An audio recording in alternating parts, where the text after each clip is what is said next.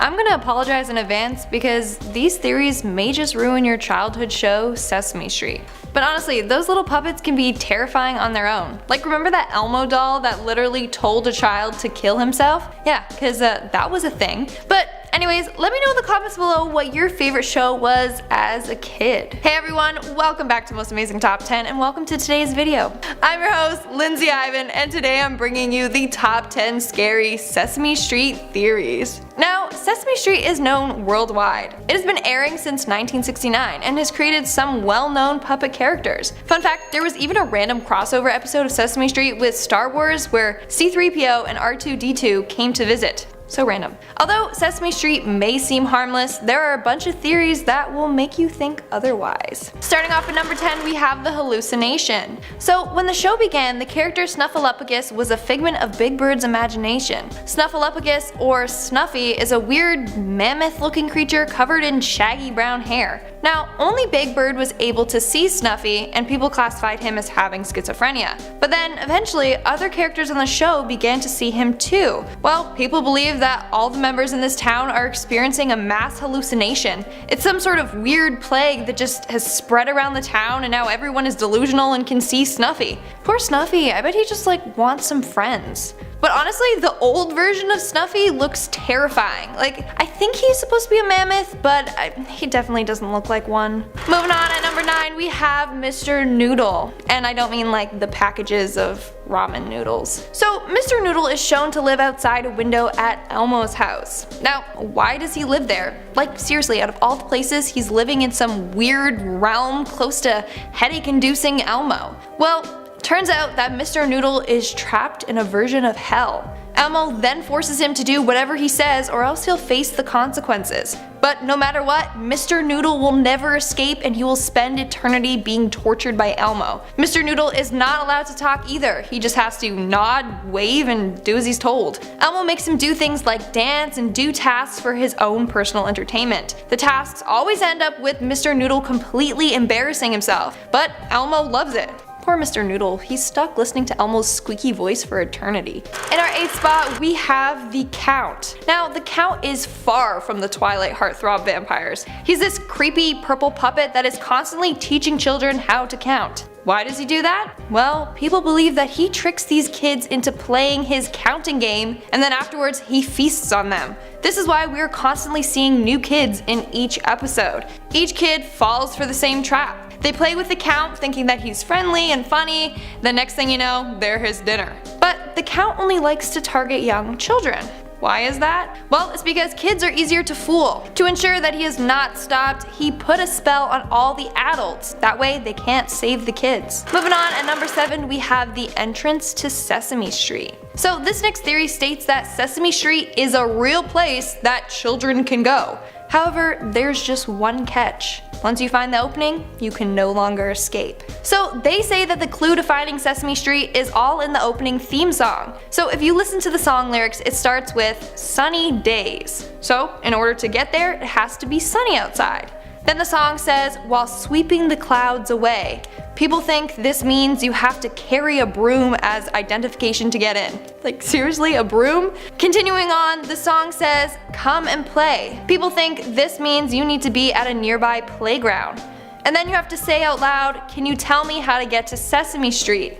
Oscar will appear in a nearby trash can and you have to give him the secret password, which is, everything's A-okay. Now, this seems all too elaborate, but if any of you try it and meet Big Bird, then let me know. Although, that may be hard because as soon as you enter, you can't exit. Coming up next at number 6, Sesame Street is based on a true story. What? How are these puppet creatures based on a true story? Well, let me explain. So each character in Sesame Street is said to be a person in real life. Oscar the Grouch is a homeless man. Bert and Ernie are typical roommates struggling to pay rent and get by.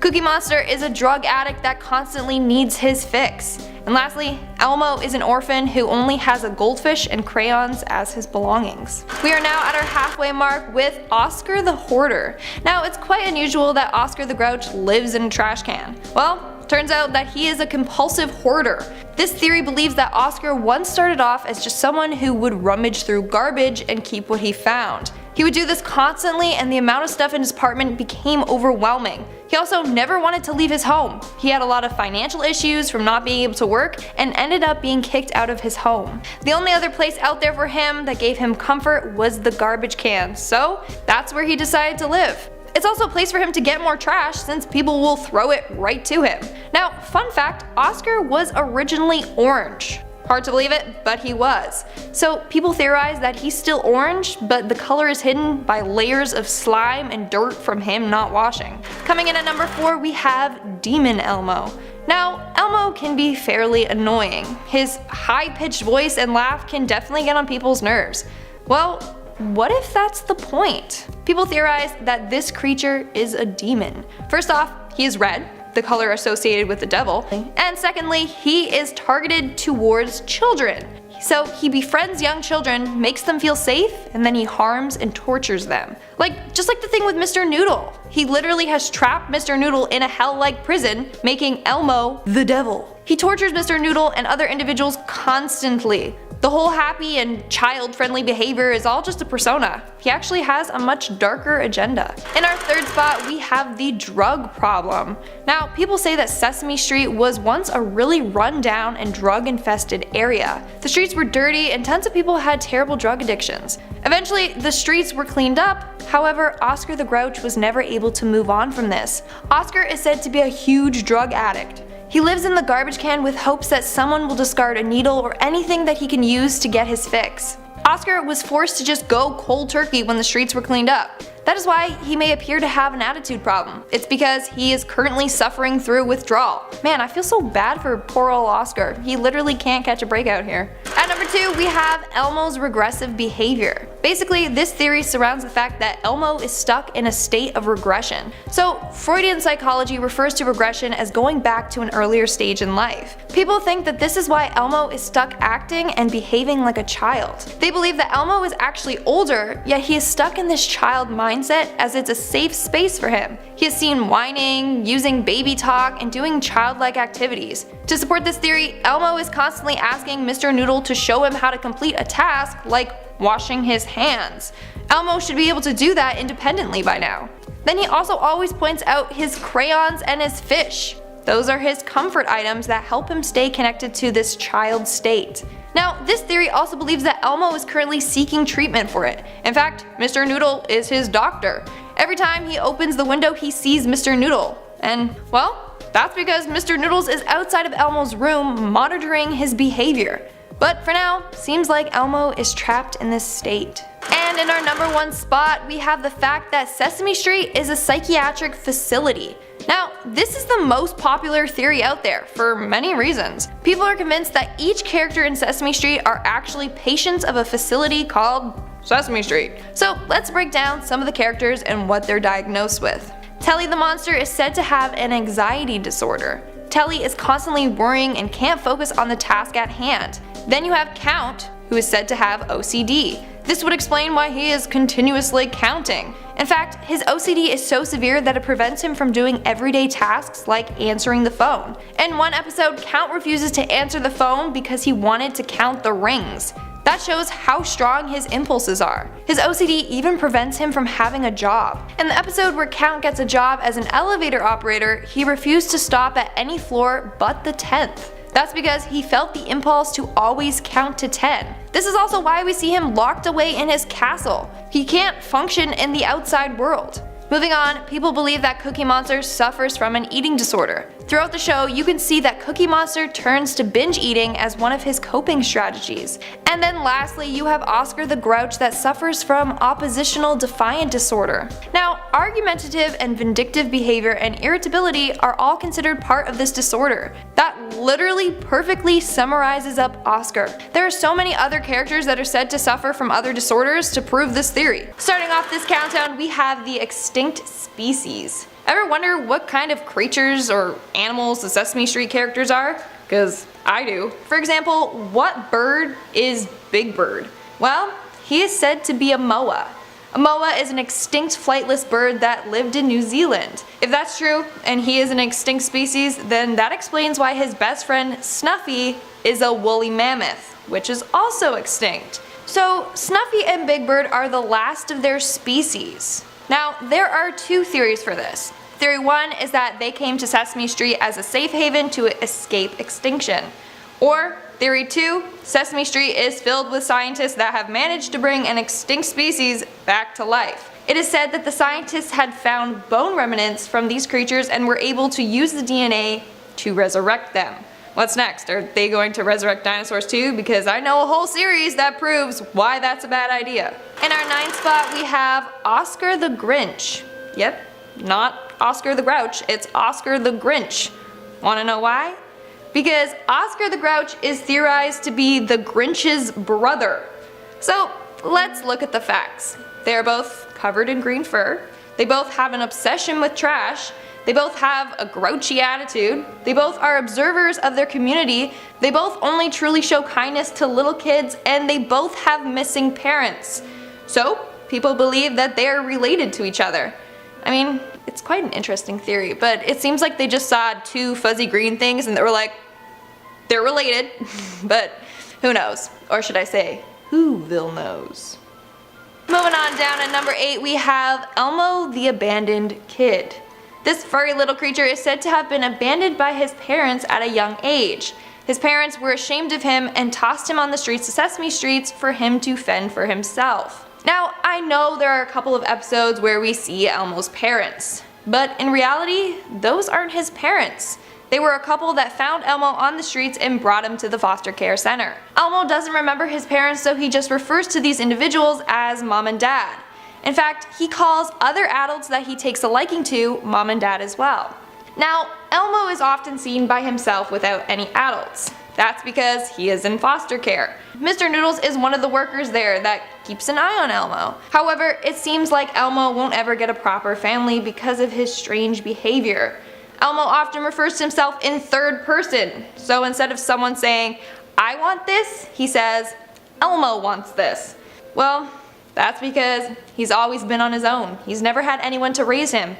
So there's never been anyone to teach him how to talk properly or how to do simple tasks like wash your hands. That's why in one episode he asked Mr. Noodles how to wash his hands. It's sad, but Elmo was never taught this stuff as a kid. Then we see that Elmo has limited personal belongings, just his crayons and a goldfish. Well, he hasn't had parents to buy him things, so those are his main belongings. And lastly, Elmo is known to love to be tickled. I mean, I don't know who enjoys being tickled. It's like a weird form of torture. It hurts, but then it's like makes you laugh. It's But anyways, Elmo loves being tickled because it's personal contact, something he never got. In our 7th spot, we have Snuffleupagus the Demon. So Snuffy is this weird, shaggy looking woolly mammoth type creature. Over the years, Snuffy has changed his appearance multiple times. In fact, the first version of him is quite terrifying. He was first seen as this massive creature with yellow slanted eyes and long yellowish white eyelashes and a creepy smirk. What can explain this appearance? Well, he is actually a shape-shifting demon. He started off in this form, but realized he was still looking scary. That's when he shapeshifted into another form, where he had big white eyes and long black eyelashes. From there, he made slight tweaks to his appearance. Now, to further emphasize that Snuffy is in fact a demon, in the first couple of episodes he was only seen by Big Bird. In fact, he was said to be Big Bird's imaginary friend. Then slowly he revealed himself to more and more people. The last people being adults. Now he is fully accepted into the Sesame Street community. He then goes around targeting the young kids. He attaches onto them, possesses them, and then feeds off their soul. This allows him to stay alive and to maintain his form. In our next spot, at number 6, we have the illegitimate child. Now, here is a different theory surrounding Elmo and his parents. So, there's a character on the Muppet Show that looks an awful lot like Elmo. The character's name is Animal, and he is the crazed drummer on that show. Elmo looks so much like him, if maybe he just stopped taking care of himself and then went a little insane. So this theory states that Animal had a fling with one of his groupies and she gave birth to Elmo and then gave him up for adoption. But humans and these creatures are not supposed to have kids together as it puts their child at risk. Now, this could explain Elmo's behavior, why he speaks in third person, struggles with simple tasks, and always acts like a child, although he's been around for quite some time. We are now at our 5th and halfway mark with the evil creatures. Now, for the most part, the Sesame Street characters are pretty harmless. I mean, some look pretty terrifying, but the show teaches you not to judge a book by its cover because the monsters are loved by the adults and kids. But were they always this way? This theory states that all the characters used to be evil and would terrorize kids. But Sesame Street is a rehabilitation center that turns the characters from scary creatures into friendly ones. The Count is one of the oldest ones there and in fact was one of the first creatures to successfully get out of rehab. He went from being a bloodsucker that would torture kids to someone that teaches them mathematics. Cookie Monster went from eating tons of kids to just eating tons of cookies. Big Bird went from kidnapping and abusing children to teaching kids valuable lessons. In our 4th spot, we have the evil doppelganger. Kermit the Frog, meme star, actor, and host. He really is multi-talented, but he is said to have an evil doppelganger. So Kermit has been seen on both Sesame Street and the Muppets. In fact, he's probably one of the most well-known Muppet characters. Turns out that the Kermit we saw on Sesame Street and the Kermit we saw on the Muppets are 2 different Kermits. The Sesame Street version is the evil twin of the Muppet version. So in the movie Muppets Most Wanted, Constantine is the evil doppelganger of Kermit the Frog. Turns out Constantine was the one we would always watch on Sesame Street. He seems all nice and friendly, but he has a much darker agenda. He would impersonate Kermit and then commit crimes in his name. That ultimately got him kicked off the show. Making our way down the list at number 3, we have the abusive relationship. This next theory surrounds Oscar the Grouch and his partner, Grungetta. Whatever creatures these characters are classified as, they are known to have a bad attitude. However, the way they treat each other is quite concerning, especially for the young audience watching it. So, Grungetta in multiple episodes is shown to be verbally abusive towards Oscar. In one episode, she completely freaks out and yells at Oscar thinking that he got her flowers, because flowers to them are considered gross. They find something like a bouquet of fish more romantic. Anyways, she shuts him out completely. When he tries to explain, she continuously shuts him down. Then she says things to him like, "I have such a good memory, I can't get the image of you holding those yucky flowers out of my mind." Then she yells, "Go away, beat it, and scram." That is not a nice way to talk to your partner. And in fact, Oscar always seems scared that he is going to do something to upset Grungetta. He is constantly being mentally abused by her. Now, kids will see the show and believe that this is appropriate behavior and is an acceptable way to talk to your partner. In our 2nd spot, we have the giant laboratory. People theorize that Sesame Street is just one big laboratory where scientists conduct experiments on humans. The characters of Sesame Street are all experiments that turned out wrong. The experiments were being performed on the human mind and DNA. However, they have all ended badly, causing the human test subjects to mutate and turn into these weird creatures. As a result of their appearance, they are shunned from society and have to live the rest of their lives in Sesame Street, a place for all the mutated humans. But don't worry, these humans don't remember their past life and don't know that they were once human. Now, the kids and adults that we occasionally see on the show are the next victims. That's why we hardly see the same kid continuously. They either end up dying from the experiments or are turned into a creature of their own. And in our number 1 spot, we have Sesame Street is a reflection of society. This theory is actually one of the most compelling ones that I've heard. Basically, it surrounds the idea that every Sesame Street character represents a different aspect of society. So you have Count Dracula, that symbolizes the flawed education system. Oscar the Grouch represents our ongoing problem with homelessness. His hoarding tendencies reflect society's problem with materialism and always wanting more. Cookie Monster symbolizes greed and the depletion of our world's resources, from everyone always wanting more and more. Bert and Ernie apparently represent the millennials today that suffer from depression and a dark sense of humor. And Elmo represents an evil dictator. You basically have to obey all his commands despite how outrageous they may seem. Starting off this countdown, we have the Peter Pan syndrome. The Peter Pan syndrome refers to an adult who shows childlike behavior. It often affects men, and as a result, they have a lack of emotional maturity and remain in a childlike state. Can anyone guess what character I'm referring to? Of course, it's Elmo. Elmo is said to have Peter Pan syndrome. Despite being over 40 years old, he always acts and talks like a very small child. He talks in a very childlike manner and refers to himself in third person. He also always needs Mr. Noodle's help to solve simple tasks that children can easily do, like wash their hands and put on their shoes. On top of that, he likes to do childish things like draw with crayons or play with his orange doll named Baby David. All of the characters are shown to be more advanced and mature, but Elmo is one that is constantly stuck in a childlike state. In our 9th spot, we have the abusive partner. So in my last video, I talked about the unhealthy relationship shown between Oscar the Grouch and his partner, Grunchgetta. But they aren't the only unhealthy couple. It is theorized that Kermit the Frog is constantly being physically, emotionally, and mentally abused by his partner, Miss Piggy. So their relationship has always been shown to be rocky. They have a constant on and off kind of relationship. On the Muppets, there have been numerous times when Miss Piggy would hit or smack Kermit. One minute, she'll be smothering him with love, and next thing you know, she's upset and taking her frustration out by hitting him. Kermit is trapped. He feels like he's the one at fault, so he's always stuck going back to her and apologizing. In one episode, Miss Piggy even hits him and calls him a barbarian. She definitely has anger issues that she takes out on Kermit. Now I know Miss Piggy is a Muppet and isn't a character on Sesame Street, but she is the main reason why Kermit left Sesame Street. She has control over his life and wants him on the Muppets with her and not on the Sesame Street. Moving on to number 8, we have the inferiority complex. Now this one's sad, but apparently people think that Snuffleupagus has a terrible inferiority complex. An inferiority complex is basically when people feel like they aren't good enough. This could be from real or imaginary sources. So let's look at Snuffleupagus. Okay, and for the sake of me having to say that tongue twister of a name like 50,000 times, I'm just gonna call him Snuffy. So Snuffy is a giant woolly mammoth type creature that is really, really insecure.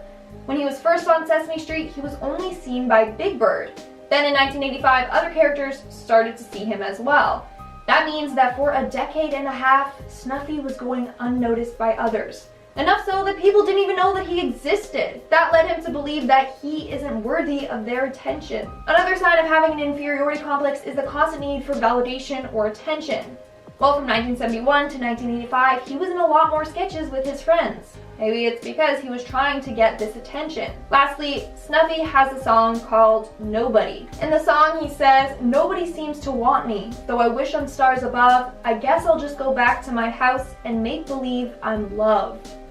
Okay, that is dark, but proves that even though he's surrounded by characters and has been in a lot of sketches with them, he still feels unworthy of attention and love. Coming in at number 7, we have the conjoined twins. So let's stay on Snuffleupagus for just another second. Take a look at his name. Well, Snuffle is obviously a reference to his nasally voice and his giant trunk. Also, people that cry tend to snuffle. And since we know that Snuffy's been through a lot, chances are he's had a lot of crying fits. Then we have the suffix of his name, Pagus. Well, it comes from a word meaning malformed conjoined twins. So this led people to believe that Snuffy is a conjoined twin, meaning he is fused with another half. Maybe he isn't actually a woolly mammoth, he just happened to turn out looking like one as a result of being conjoined with his sibling. Okay? Kinda makes sense. A lot of the characters on Sesame Street are unidentifiable, meaning we don't know what species they are. Why would they incorporate a random woolly mammoth into the show? Doesn't really seem to fit, and especially because they're extinct. In our 6th spot, we have the Hypnotizer. One character that's not really that popular is the owl named Hoots. He first appeared on Sesame Street in season 16. Basically, he is a scary looking owl that plays the saxophone. Well, it is theorized that Hoots uses his saxophone to hypnotize the visitors of Sesame Street. Whether this is hypnotizing kids so that they are stuck there forever, or hypnotizing other monsters so that they can trap and kill them. Just honestly, take a look at him. He's definitely not a friendly looking owl. He's got a raspy voice, wide yellow eyes, and terribly mangled and matted fur. His original design showcases hypnotic looking eyes, which revealed his true capabilities. We are now at our 5th and halfway mark with the multiple personality disorder. In Sesame Street, Grover is said to be multi-talented and to have several different jobs. He also has multiple different personas or alter egos, such as Super Grover, a superhero, In the episode titled A Celebration of Me, Grover, Grover is applauded for all the different jobs that he has. In the song titled Grover Work Song, it reveals all of the jobs Grover has had. Some include being a waiter, taxi driver, hot dog vendor, plumber, farmer, firefighter, DJ, and the list continues. Either he's got a lot of time on his hands, or he has multiple personalities. As a result, each personality has a different occupation, so the job that he goes to depends on which of his personalities is present. Coming in at number 4, we have the scary monsters. If you watch older episodes of Sesame Street, you may notice a bunch of characters that are no longer present in the current episodes. These monsters typically had more terrifying features to them. Well, it is theorized that any Sesame Street monster that looked too scary was killed. Why is this? Because they were scaring away too many kids with their frightening appearance. In fact, Cookie Monster originally had scary looking sharp teeth. When he heard that monsters were being killed over their appearance, he ripped his teeth out so he looked less scary. Some other scary looking monsters include the 7 giant teeth monster. That's a green monster with giant white fence looking teeth. And the Harvey monster, a dark blue monster with yellow horns and black angry looking eyebrows. And lastly, we have Frazzle, a terrifying monster with huge sharp teeth, horns, and yellow eyes. All of these monsters aren't shown in the latest episodes. They all were killed and their bodies stored under the grounds of Sesame Street. In our third spot, we have the Frazzle Demon. So, Frazzle is a very interesting and terrifying creature. All he does is make vicious growling noises and shakes uncontrollably, symptoms a victim of possession normally have. So it is said that Frazzle is being possessed by a demon. As a result, it altered his appearance and turned him into a creature with sharp teeth and a tongue hanging out of his mouth. In the show, there are only 2 known times where he has talked. So it does prove that he's capable of talking and forming sentences. So why would he choose to only growl? Well, he could talk before the possession took over, and now he can't. In fact, the episode titled Beat the Time, Cookie Monster drags Frazzle out by thick chains. So Cookie Monster is aware that Frazzle is possessed and had him chained up to protect others. Moving on to number 2, we have the Monster Eater. Cookie Monster is known for his huge appetite, and of course for his love of cookies. But it is shown that if his hunger gets too out of control, then he will consume anything and everything. He has eaten things from apples, to letters, to dishes, to hubcaps. Well, it turns out Cookie Monster hardly has control over his cravings, making people theorize that he has indeed eaten other monsters before. I mean, if he gets that hungry and he resorts to eating inedible objects, what's stopping him from eating other monsters as well? This could also explain why some monsters that we have seen in older episodes are no longer shown in recent episodes. Because Cookie Monster has eaten them. And in our number 1 spot, we have the abducted children. This theory surrounds the idea that the whole Sesame Street show is used as a way to lure and kidnap children. Kids can come to Sesame Street to meet their favorite characters. When they enter, there's no escaping. Their parents are killed and the kids are trapped in Sesame Street for the remainder of their life. As mentioned in my last video, we often see children on the show, but never the same ones more than a couple of times. That's because once they're done with them, they just lock them away in a prison under the streets of Sesame Street. This is a perpetual cycle. They entice kids to come and have a tour of the set and meet their characters. The kids are then kidnapped, star in a couple of episodes until they're no longer useful, and then they get locked away. And that's it for today's video. Let's move on to our comment shoutout portion. I'll be shouting out comments for my video, Top 10 Famous Urban Legends That Came to Life, Part 3. Corn Dog commented, "Glad you guys are safe and not still filming with everyone. Stay safe." Thank you so much. I hope that all the viewers out there are also staying safe. It has been more difficult filming from home, but we are determined to get more content out for you guys, so we will still be filming. Gamer Chad Boy commented, "Where's the cool background?" Thanks. It's my house. Soul Searching commented, "For some reason I couldn't focus on this one. I think it's because of her books. I was trying to be nosy and see what she had. LOL. I love books." Well, there you go. Brown chicken now. I have a bunch of vintage old Nancy Drew books because Nancy Drew is the best. And over here, I got the Nancy Drew video game collection. So, there you go. I recommend the series, I really do. And that's all the comments I'm shouting out for today. Make sure to comment something down below for a chance to be featured in my next comment shout out. And as always, don't forget to give this video a big thumbs up and subscribe to Most Amazing Top 10 for more amazing videos. I've been your host, Lindsay Ivan, and I'll see you when I see you.